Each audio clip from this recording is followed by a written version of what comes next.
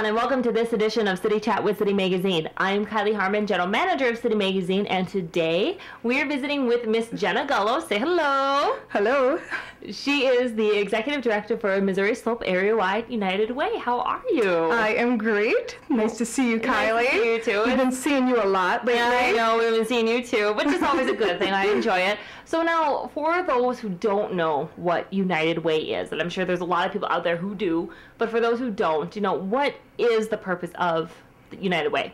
United Way is here in the community to solve problems. We work with over 40 different agencies, everything from our homeless shelters to services for our elderly. And we not only fundraise for these agencies, but we help promote the issues that they're dealing with, their needs, and we also help them to coordinate their services so that people aren't working in silos on their own issues. They're working collectively for the common good of everyone in our community. So instead of everybody doing a little bit here and there, I mean, it's like one big effort. Absolutely. And it's also nice because United Way has certain ties to community leaders and especially our local businesses, where we do presentations every single year into many, many different businesses. So it helps to put a face to some of our local agencies and most importantly get people involved in helping to solve some of these issues and understand what the real needs are. Okay, so now how did United Way even come about? Well, good question. It started locally here in North Dakota with many different smaller towns having their own community chest, where people did not know who to donate to and they didn't know how to best make use of their funds. So they would collect their funds and they would then disperse them. So in the past, then it turned into United Way. And this is nationwide how this all transformed. And so basically, it used to be an umbrella organization where we were in charge of the fundraising and we would grant out the money to agencies. We've transformed and evolved throughout the years. So now instead of just fundraising and raising dollars, we also help to make sure we're good stewards of our donor dollars. So how do you explain that? What do you mean by that? For agencies to receive United Way funds, they need to go through a rigorous application process. And so we have volunteers. Actually, the last 4 years, we've had 70 volunteers who have stuck with us throughout the years. Wow. And they're broken apart into 5 different vision councils. So for example, one vision council focuses solely on basic needs. So they're looking at the food pantries, the shelters, transportation, all of the things that you and I just take for granted. But for some people, they just don't have access to. Absolutely. So for an agency to receive funds, they need to show United Way exactly how they're using the funds. And most importantly, what we've done in the last couple of years is make sure they measure their outcomes. We don't want to just be throwing dollars at a problem. We want to be showing what effects those dollars are having. And so they measure their outcomes. And quite honestly, we have had to cut a couple agencies because they just weren't performing. Weren't making any sort of impact on the community. Or not enough for the value of a donor dollar. I mean, our resources are so limited that we need to make sure every single dollar is put to the best use possible.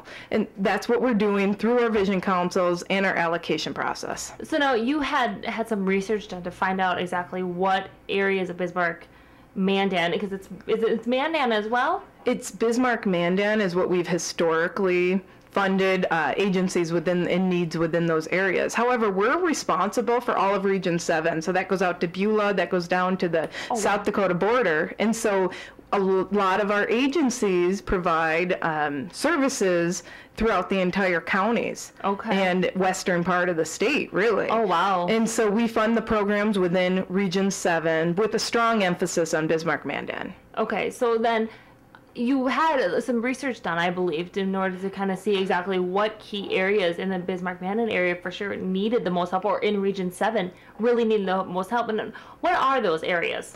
We've been doing a lot of research the last 2 years within agencies so that the agencies that we fund, we really view them as our local partners and also community leaders who have different issues that they're presented with. And then the agencies, what we found, are saying that the most prioritized needs in their mind is number one, affordable housing. It's not just the western part of the state that's having an issue. And as we could see with the whole flooding that went on this year, that housing is extremely limited. The Housing Task Force actually asked United Way to be in charge of the housing portion to be able to, receive all referrals for people who were displaced from their homes in the Bismarck-Mandan area, and to be able to link them with available properties. And last we checked, there were only 30 properties in Bismarck that were available to rent. 30 properties in Bismarck that are available. So that means basically every single apartment building is full. Yeah. On those, so that's got to be like the house apartments then, and there's only 30 more. So right, and so it was really unbelievable. That's really shocking to think of. Well, and if you're lower income, you can't afford the rent right now. I mean, we're starting to be comparable to the rent out in the western part of the state, where, I mean, you get a 2-bedroom and you're looking at, $900. A 3-bedroom, you're up to $1,400. So it's very difficult. And so the Section 8 vouchers are non-existent anymore. I mean, the waiting list, you'd have to wait a few years to be able to receive a voucher, which means you'd actually have rental assistance. So people are on 2-year waiting lists for that. So it's really tight. But what we're also doing to examine all of the needs is we've contracted out with NDSU, and they're performing a community needs assessment. Okay. And so they're going to identify all of the key issues in our community.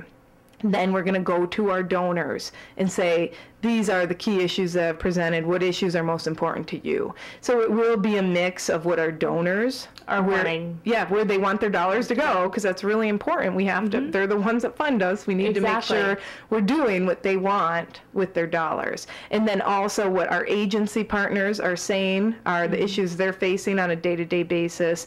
And then, of course, what the community needs assessment says.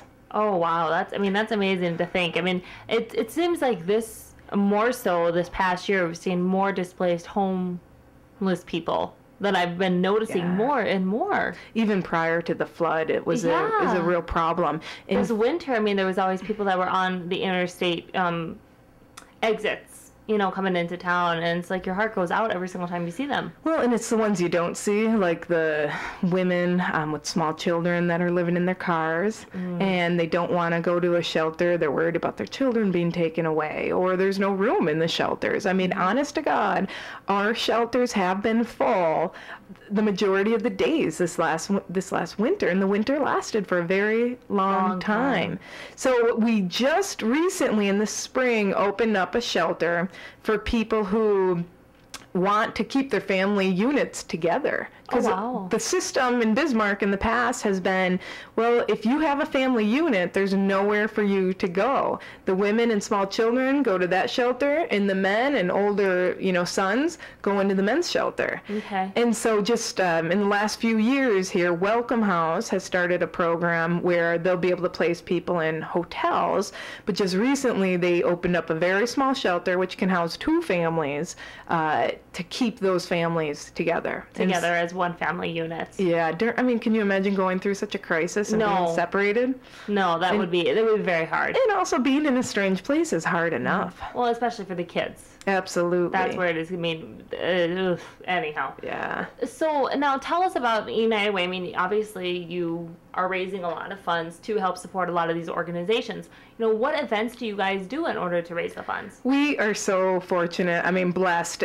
Since I've been working at United Way, I think that's one of my favorite things about working there is how many people are involved, how many people are so passionate about the work United Way does, and how many events and fundraisers they do for our community. We have, this summer, we have the American Family Golf Tournament. That's going to be August 19th, and it's not too late to sign up. People can still sign up, and there's great prizes. I think. Now, where's the golf tournament at? It was supposed to be at Riverwood, but now it's at Prairie West. Okay.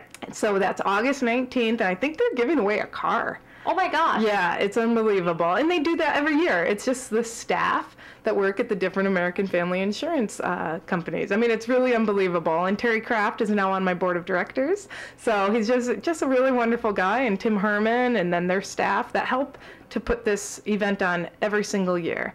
We also have a lot of events with our Women's Leadership Circle. That's a group of high-level givers that are female that not only give money out of their pocketbooks, but they also get involved in hands-on direct service activities.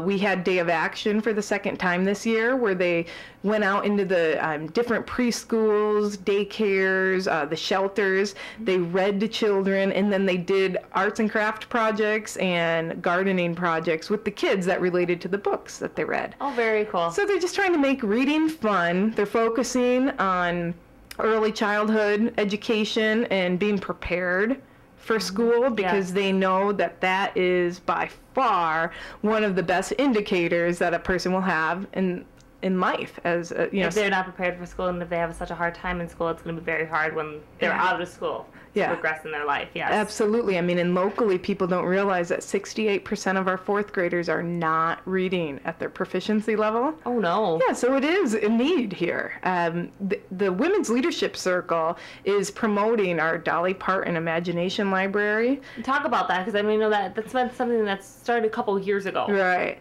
Well, Dollywood, Dolly's foundation provides us with these fantastic books, and children can sign up through the United Way, and it's free to participate. But our costs at United Way are only $25 per child for the entire year. Oh, wow. And what that means is if your child is, in between, under the age of 5, then they're able to receive a free book in the mail that comes to your home or your apartment every single month. Oh, that's awesome. They get 12 books a year then. 12 books a year. For them to continue to learn. Yeah, absolutely. It's so important. It not only makes reading fun when these little kids go out to the mailboxes, but it promotes quality time, spent between parents and their children. And, while we have an incredible library here, a lot of times the kids in our program don't have access to the library because they can't get there. Yes. Or their parents are working, so many hours, and they have, 2 different jobs, and they can't get their kids to the library. And so our Women's Leadership Circle, even Betsy Dalrymple, the First Lady, volunteered with us this year. She was reading books at the domestic violence shelter for us. Oh, very cool. So sweet. Cool. She was in her glory. She used to be a teacher, so it was just right up her alley. Yes, exactly. Yeah, so the Women's Leadership Circle has a lot of events coming up.